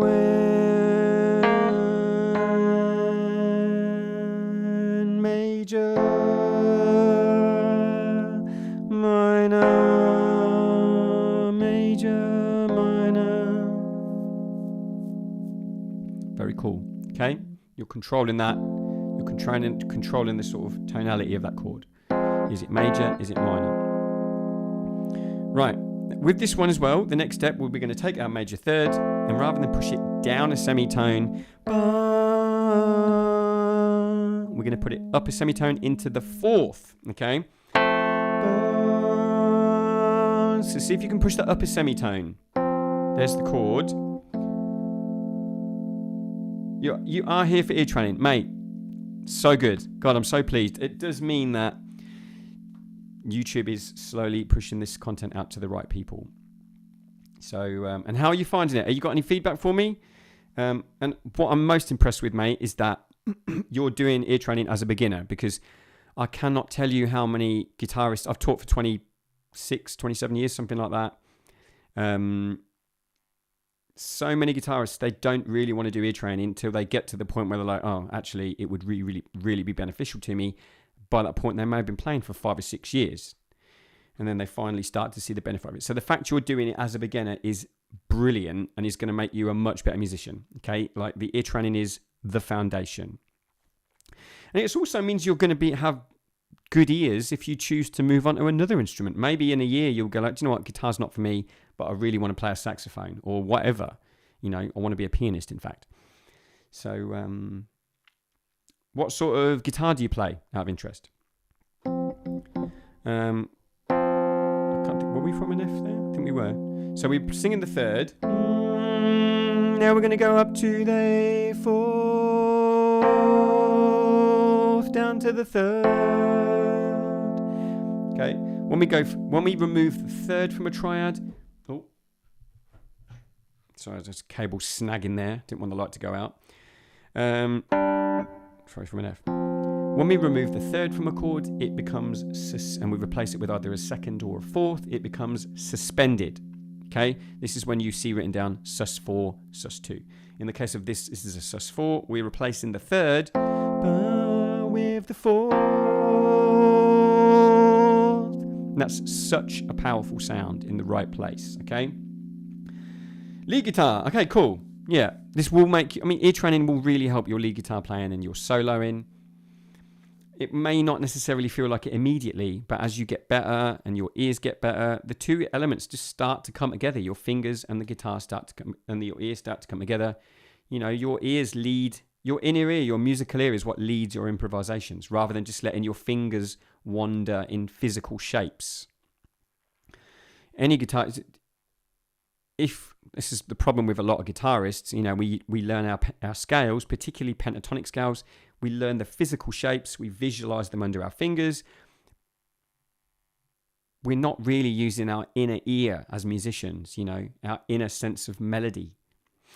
While doing ear training and building a relationship between your ear and your fingers, you are more likely to start following the melodies that you hear in your head. So good for you, mate. Honestly, good for you. Right. I was saying that's moving from that third up to the fourth. Now, this week, we're going to do something for the first time. In the last few weeks, we've been doing the third and minor third, and then we add up to the fourth. And finally, we make a chromatic descent from third, minor third, down to the second.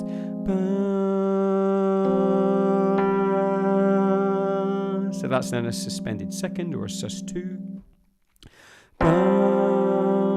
But now I want to skip out that minor third so we can move between major third to second. So that's not going down a semitone, that's going down a tone. Ba, ba, ba, go up to the fourth, down to the third. Now go down to the second.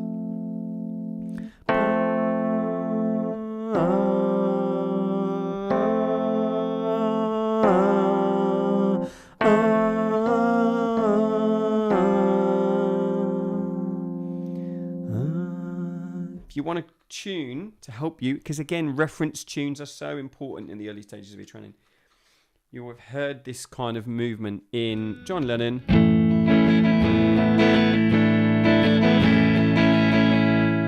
Okay. So this is Christmas, and what you have done. Okay. You're moving between the major chord, sus2, sus4, back to the major. So that's kind of what we're doing here. And it's just stretching yourself bit by bit by bit. Okay? So once we're able to sing semitones, it's not too difficult to just go. Oh, sorry. Going down in semitones,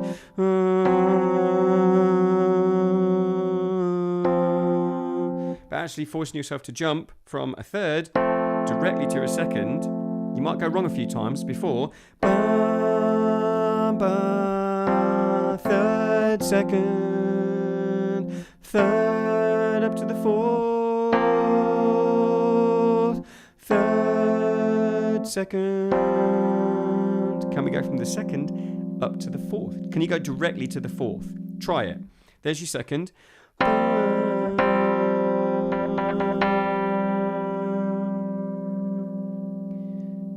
Try and go. Imagine the third. And now up a semitone.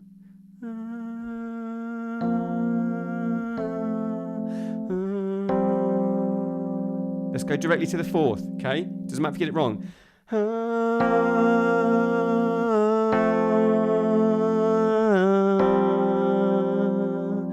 Then resolve.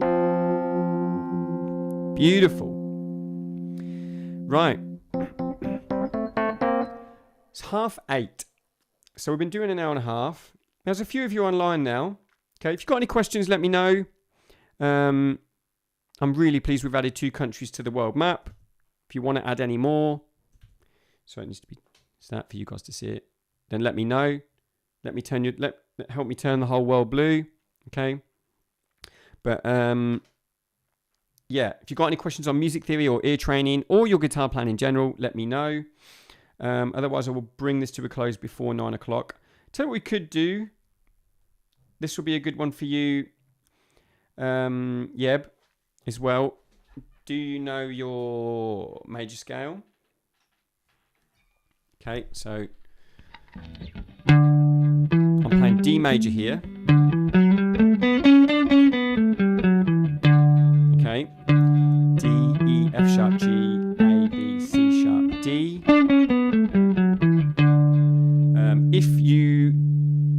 I tell you what, because I don't know where your level is, and you said you're a beginner, so I'm going to play C major in the open position, because I'm sure you do know that.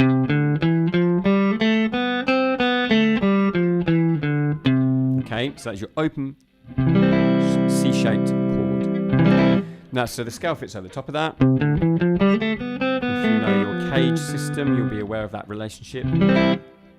Excuse me. What I'm going to do is I'm going to sing in thirds. So I'm going to start by finding the note a third above my root note.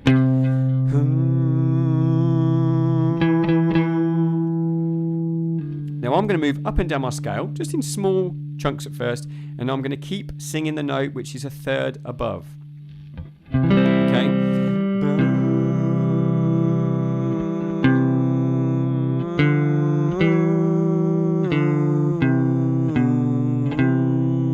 You don't have to copy me, okay? But I'm harmonizing with the guitar. I'm harmonizing with my fingers. Now,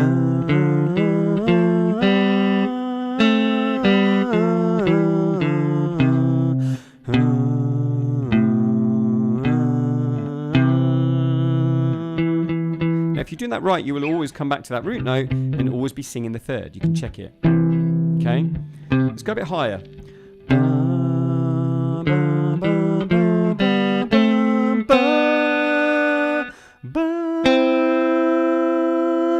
Now, if we started singing the third while we were on the root note, then theoretically, if you're doing this correctly, when you get up to the octave, you would be singing the third again, which would be an octave higher. So,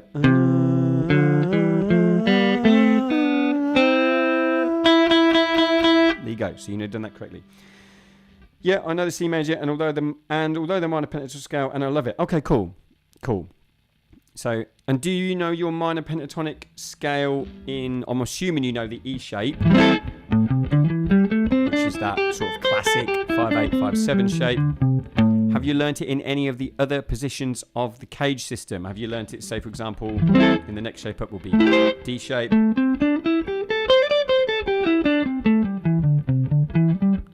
The one up after that would be A shape, C shape, Aaron.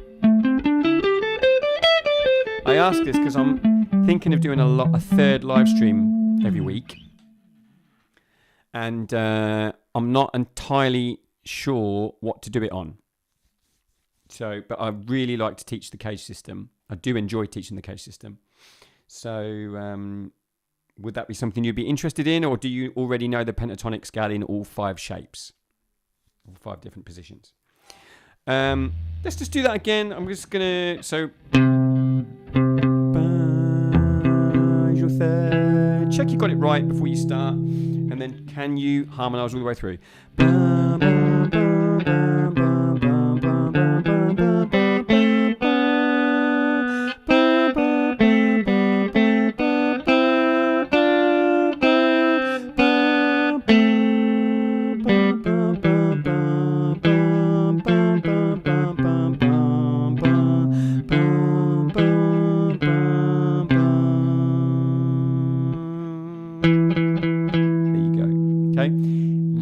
Really good exercise for your ears. Okay, so no, I don't know Feather. I'm here to learn. Brilliant. Okay, well, I will probably do a few weeks of different, on the third night, do a few different sessions, maybe some sight reading, but I will definitely do a cage system one. Okay, cool. Well, it's good to know that you're interested in that. Yes, so for each, just to give you a quick explanation, Yeb, given that you're the only person commenting, I'm happy to, help you with that. Just give you a quick explanation. The cage system is literally for every chord. This is the theory. Every chord, every scale, every arpeggio, every pentatonic, there is a C, an A, a G, an E, and a D shape. Okay, it's 5, and they all join together. So I was playing C major here, but there's also also a C major there. That's A shape. That's C shape. A shape. There's a C major G shape. Okay, which if you look at the shape, comes from G. Okay, it's moved up to a C. There's after that you've got D shape. Oh, sorry. I can't spell caged. After that you've got E shape. C-A-G-E. Okay, that comes from an E major, but moved up to a C. And then finally D. You see that C major is a D shape. Oh, sorry, wrong way. And you see that comes from a D. You'll notice I've changed the fingering around of each one of those chords so that my index finger can act as the bar. Okay, so you've got C, A, G, E, D, but as bar chords. And then it repeats again. So I've got up to D shape. You then go again from C shape, but you'll see it's the same shape, but an octave higher. So that's already very cool because that means I can play that chord all over the neck, wherever I might be. If I need to find a C chord, I can find one. Okay, but this gets cooler because over every single one of them I can play an arpeggio. Okay.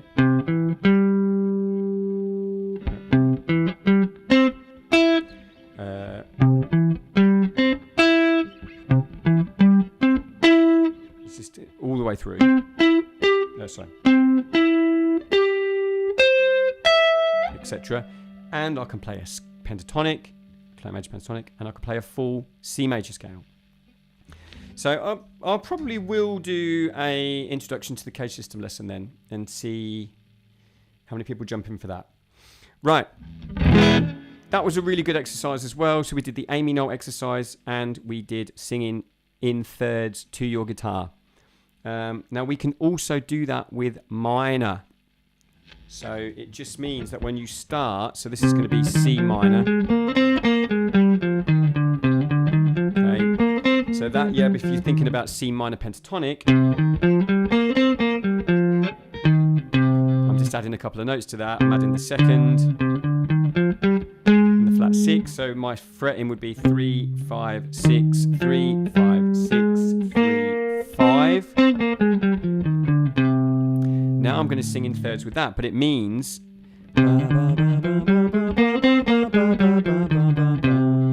starting a third above that. I'm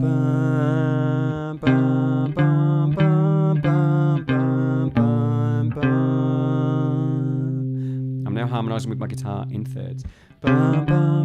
So I'm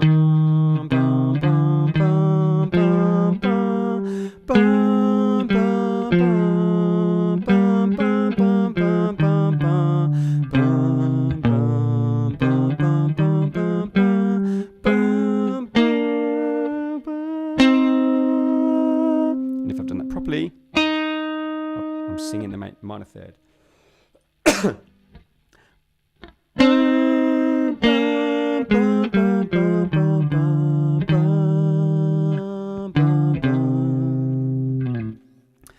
Right. Okay. I might call that, we're nearly at 1,000 views, which I've never had a live stream go to 1,000 views. So do I keep going till we reach 1,000 views? Oh, okay, cool. So when you say that's called harmony, are you talking about me singing with, harmonizing with the scale?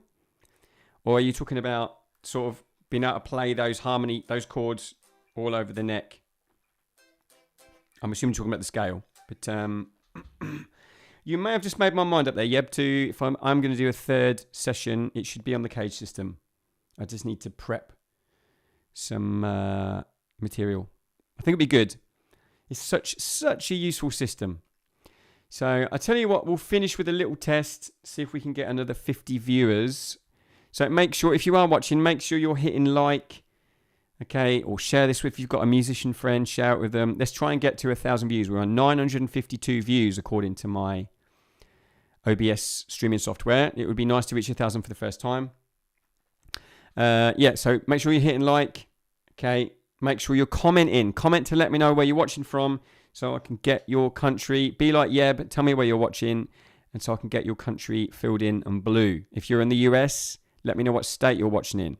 Okay, so we had Michael text earlier and tell me he's from Massachusetts. I can't say that word.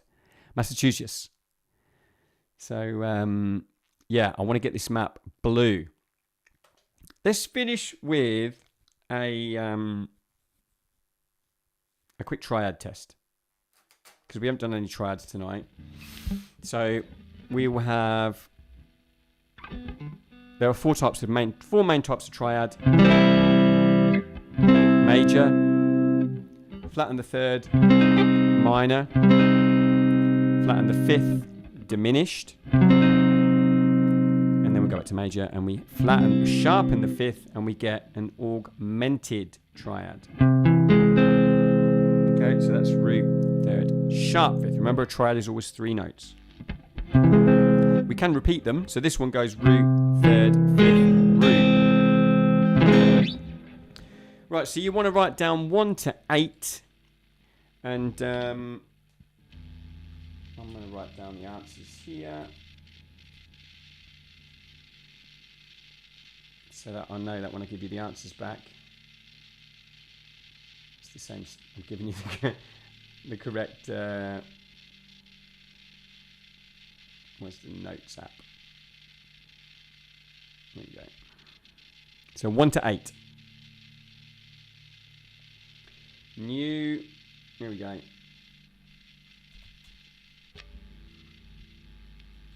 Just going to write down what the answers are. 957 views. Hopefully you guys are still clicking like. Okay, still leaving comments. 2, 3, 4, 5, 6, 7, and 8. So I've written down 8 triads. Okay, I'll play them as both arpeggios and chords. Okay, so at the end there will be 2 of each. There'll be 2 major, there'll be 2 minor, there'll be 2 diminished, and there'll be 2 augmented. But you need to decide from listening what the order will be. We're on 960. We're getting there, guys. Keep hitting like. Keep hitting that heart button.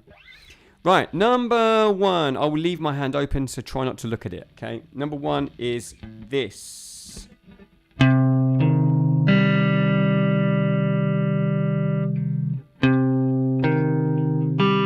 Oh, it's a triad. Do it a couple of times.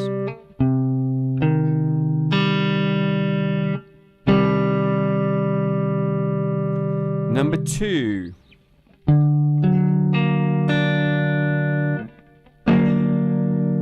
Check I'm not slightly out of tune. I don't want to give you guys an ear test, and my guitar across the course of the night has pulled it slightly out of tune.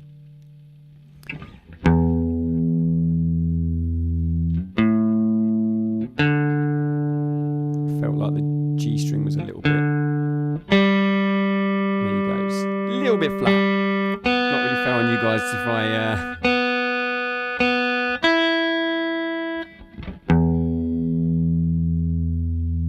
Okay, there we go. Right, so number 1 was this. Number 2 was this. Number 3 is this.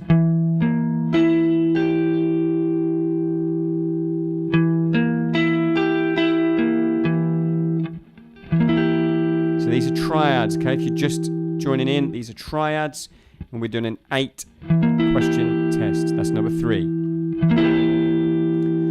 Number 4 is this. Number 4.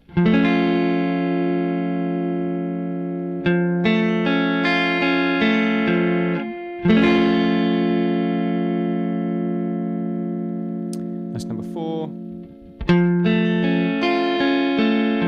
Number 5.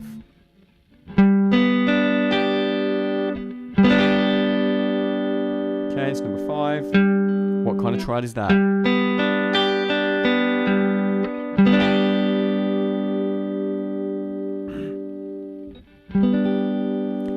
Number 6. What kind of triad is this? What kind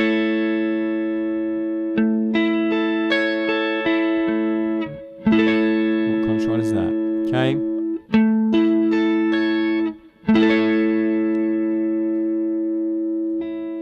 That's number 6. Number 7.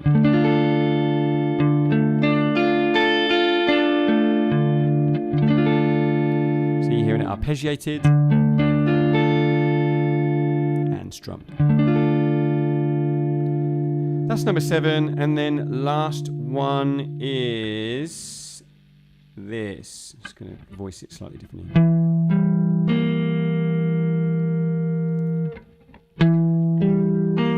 Right, let me know in the comments if you want to hear any of those again.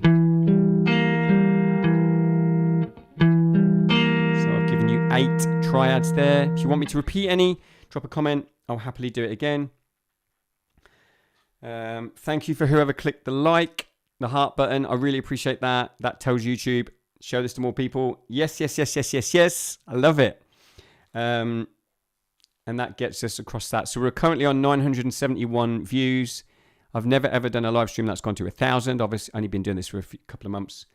So it would be cool to get to 1,000 before I stop. And I have to stop at 9 o'clock sharp because I've got a meeting with a brilliant band called the Baby Seals. Go check out the Baby Seals. They are putting out a new single. They're local to here in Cambridgeshire. 3 girls who are absolute legends. They're such a good band. I saw them live this summer when I booked them to a music festival, which I help run. And they harmonised on the Friday night, and they were absolutely brilliant. So they've got a video single coming out tomorrow. Can't remember what it was called. You type my WhatsApp quickly. But yeah, go find the Baby Seals out on YouTube. And where are they? Kerry. There we go. Ode to Irene is the name of the single. I think it's coming out tomorrow. Well worth checking out. Right. I've had no requests for any of those to be repeated. We're on 973 views. So that was a little bit of a jump. Thanks to everybody who clicked the heart button. So I'm going to give you those intervals. Triads. The results. The triad results. Number 1 was a minor. I just played it as a root position triad. Root, flat 3rd, 5th. Okay?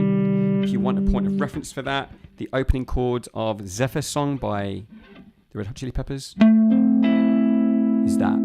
Okay? Well, actually, the opening chord, the first time through, is that. So he does it. Plays that. Minor. And then when it repeats, that is a minor triad. Okay. Number 2 was augmented. We did it here. Which is root, 3rd, sharp, 5, root. Number 3 was diminished. I played that here. Root, flat 5th, root, or octave, minor 3rd. Number 4 was augmented. I did that here. Okay, so you've got root, major 3rd, sharp 5, root again. That voicing, again, if you want a reference, that's the opening chord of Chuck Berry's No Particular Place to Go. Number 5 was major. Played that there in E shape, root, 3rd, 5th, root. Number 6 was also major. Okay. But I played it as a D shape. So this was voiced. If you ever hear about voicing, it's the order of the notes. So this is root, 5th, root, 3rd. You've got the 3rd on top, okay? Well, this major, I actually played it there, but so these are 2 voicings for an A major. That one's voiced root, 3rd, 5th, root. This one's voiced root, 5th, root, 3rd, okay? When you come to sort of songwriting or orchestration, you may well get a very sort of different emotional impact depending upon which of those voicings you choose. Cool. So that was 2 majors, one after the other. Number 7 was minor, which I think I played there. or maybe D. Yep. Okay. And number 8 was diminished. I played that as a sort of spread triad. Root, flat third, diminished fifth. If you want a cool little picking exercise to practice, we can play all 4 of those triads. Root, third, sharp 5, flatten the 5th, root, third, 5th, that's major. So we've gone augmented, major, flatten the 3rd, minor. I'll tell you what, let's start with fingering again. I'm going to start with fingers 2, 3, 4. Flatten the 3rd, flatten the 5th, major, flatten the 3rd, minor, and then flatten the 5th again. So we've got a flattened 5th, diminished. So you can either sort of learn, I would learn that. Don't learn it like that. Learn it like this. Augmented, major, minor. So you know which finger is going to change. Diminished. Okay, you can do it in reverse. So diminished, raise the 5th, minor, raise the 3rd, major, raise the 5th again, augmented. And then if you want to challenge, sorry, it's falling away from my mic. If you want to challenge yourself a little bit more, I'm doing this with an E, by the way, but you can do it from any note you want. You can start to sort of keep it as a sequence. So, for example, again.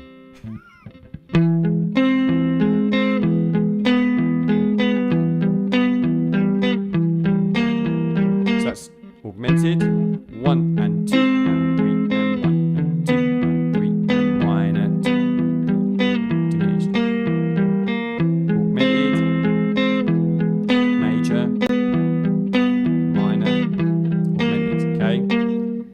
I'll just change so you can see my hands a bit, but I just realised now it's getting out of summer. They're light. I'm not quite as well lit. I'll do it one more time. Look, the reason I'm doing each one twice, again, this is if you're not a guitarist, apologies, but so this is a little bit of technical work for the right hand. I'm alternate picking this. So the reason I do it twice is because it's a 3-note pattern. It's an odd number. So you've got down, up, down, but when you repeat it, you get up, down, up. So I'm doing the same thing twice, but you're basically you're playing it with both inversions of the picking. Down, up, down, up, down, up. Then the same thing on the major. Down, up, down, up, down, up. Same thing on the minor. Down, up, down, up, down, up. Same thing on the diminished. Down, up, down, down, up, down, up, down, up. So now if you look at my right hand, if you alternate pick that all the way through, let's do it again.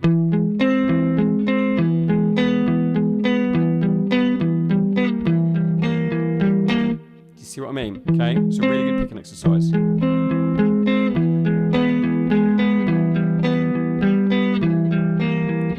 Down, up, down, up, down, up, down, up.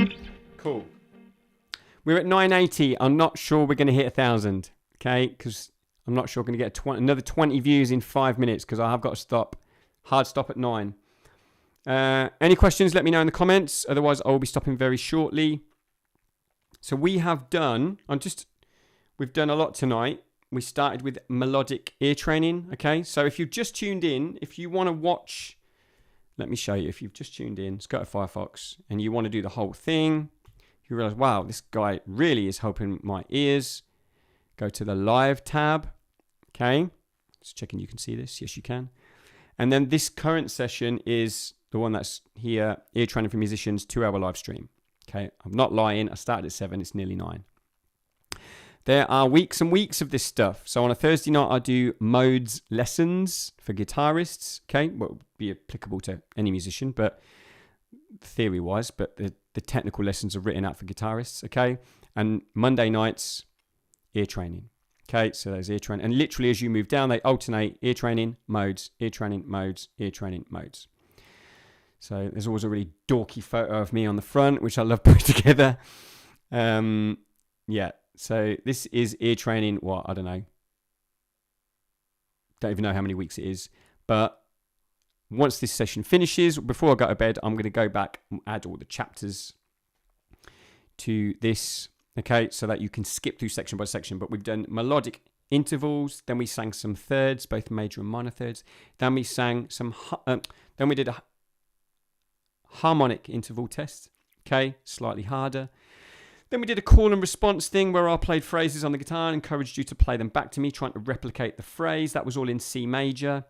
Then we did a chord test, a harmony test, which used 7th chords, major 7s, minor 7s, dominant 7s, and 9th chords. That's relatively new. Major 9, minor 9, dominant 9. And then we sort of finished with an Aimee Nolte exercise where I was playing the dyad and getting you to sing some of the notes that are in between the root and the fifth. And finally, a triad test. Okay. Oh, and we also did a thing where we were singing in harmony with our guitar. So you start, if I was to do minor, this is a really good fun one, this. Sing the major third. And then as I move through the scale, I'm going to stay a third above whatever note I'm playing.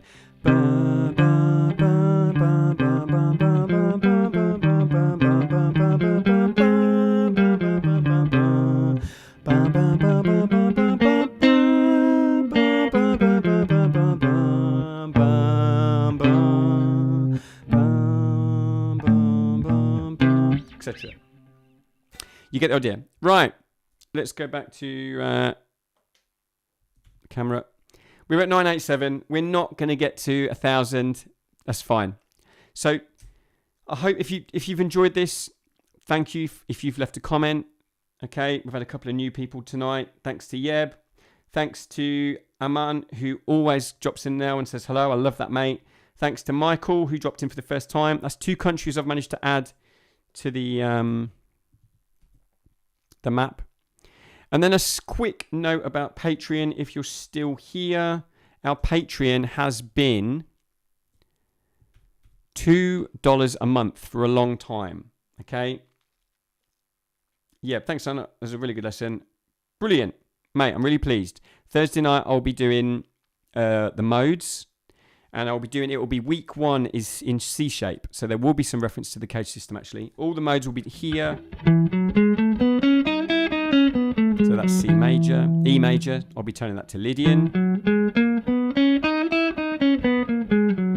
Okay, I'll be turning that to Mixolydian. We're just changing one note each time. Changing that to Dorian. Changing it to Aeolian. These are all modes where I'm just changing one note each time. Phrygian.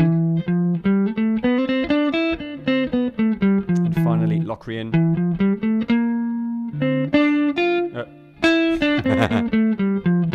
You get the idea.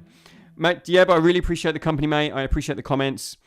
And yeah, so Patreon is €2 a month or $2 a month.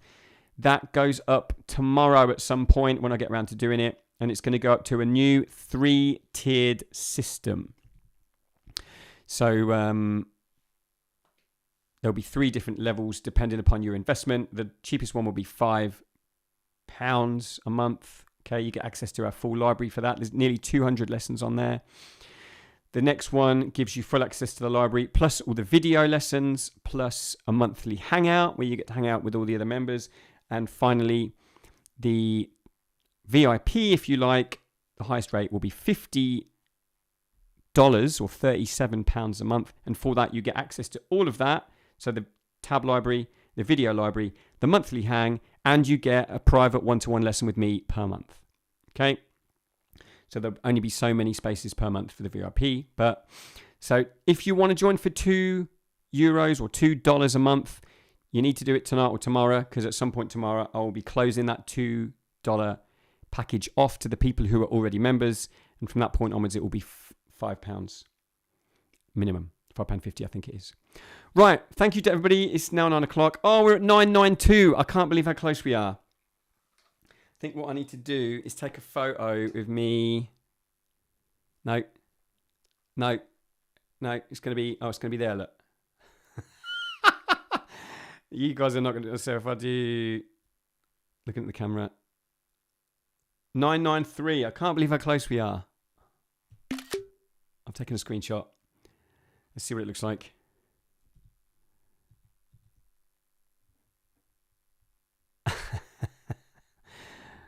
Did that work? today. There we go. Yeah, 993. So nearly there. Well, thanks for everybody who's commented. Thank you for subscribing if you've not already done so, liking, etc. All that jazz. You'll also find us on all the social medias: TikTok, Instagram, Facebook, even Twitter. I know people don't seem to use Twitter anymore, but we're there. All right, guys, have a good one, and I will be back on Thursday for the modes, and then back on the following Monday, 1 week from today, for the next year training session. Take care. Practice hard.